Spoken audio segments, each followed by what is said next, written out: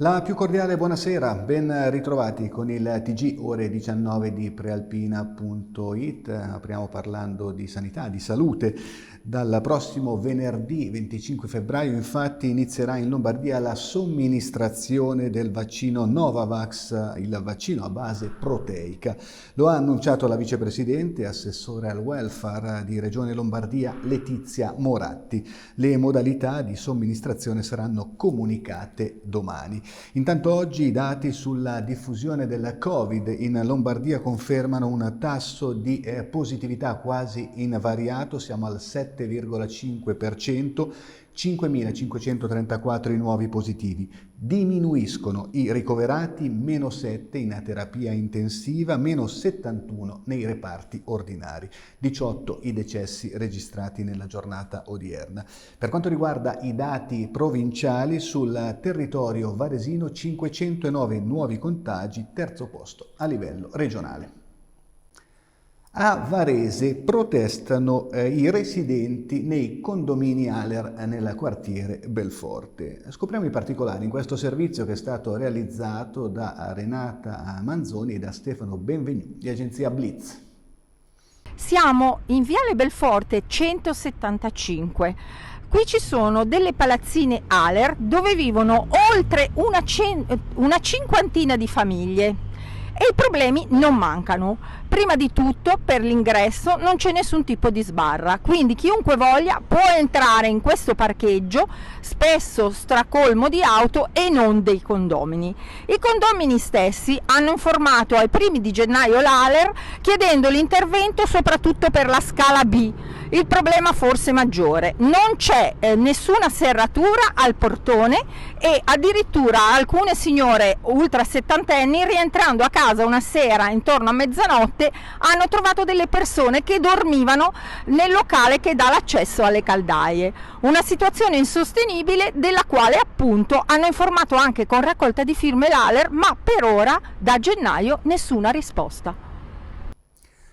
Siamo alla cronaca, momenti di paura oggi intorno alle 12:30 nel centro storico di Curiglia. Qui per cause ancora da accertare all'interno di un appartamento di via Cesare Battisti è divampato un incendio.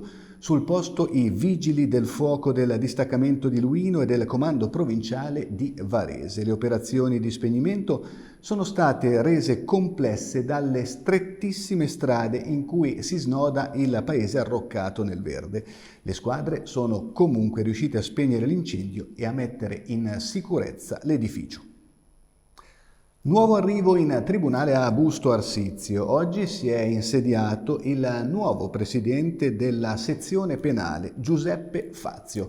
In questo servizio le sue parole e quelle del presidente del tribunale, Miro Sant'Angelo.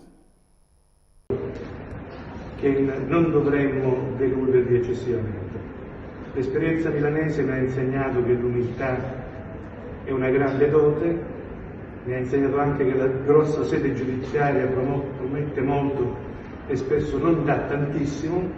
Confido che in un ambiente molto più ristretto, anche se non piccolo, fatto di persone di livello, io e tutti quelli del gruppo che lavoreranno col Presidente Sant'Angelo e in parte anche con me, sapremo raggiungere i risultati che vi aspettate. Se non ce l'avremo fatta, scuse sin da adesso.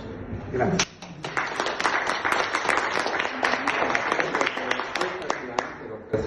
Per ringraziare la dottoressa Guerrero che ha in maniera eccellente, veramente eccellente, gestito tutto il settore penale, non solo il dibattimento ma anche il CIP, quindi le due sezioni, in attesa ovviamente dell'arrivo del Presidente di sezione. Quindi il Presidente di sezione trova sicuramente un ambiente coeso, un ambiente efficiente e funzionale e questo certamente lo agevolerà, anche se non ha bisogno di essere agevolato. In chiusura lo sport, calcio, campionato di Serie C, partita sfortunata per la Pro Patria, sconfitta di misura oggi ad Alessandria dalla Juventus Under 23 nel turno infrasettimanale. Un rigore dubbio contro, uno a favore reclamato, un palo di Pesenti, insomma Tanto rammarico in casa biancoblù. Scopriamo tutto comunque nel servizio realizzato da Francesco Inguscio con immagini di Domenico Ghiotto di Agenzia Blitz.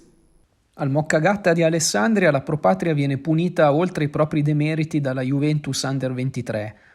Nonostante i 7 indisponibili, i tigrotti disputano una buona gara contro i bianconeri, ma pagano dazio per un calcio di rigore dubbio trasformato al 27esimo della ripresa da Brighenti.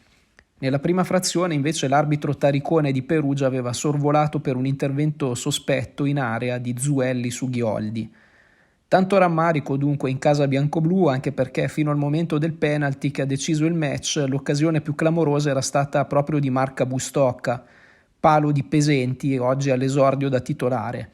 Un'altra buona prestazione dunque per la squadra di Prina dopo quella di domenica a Bolzano, ma stavolta si torna a Busto immeritatamente a bocca asciutta.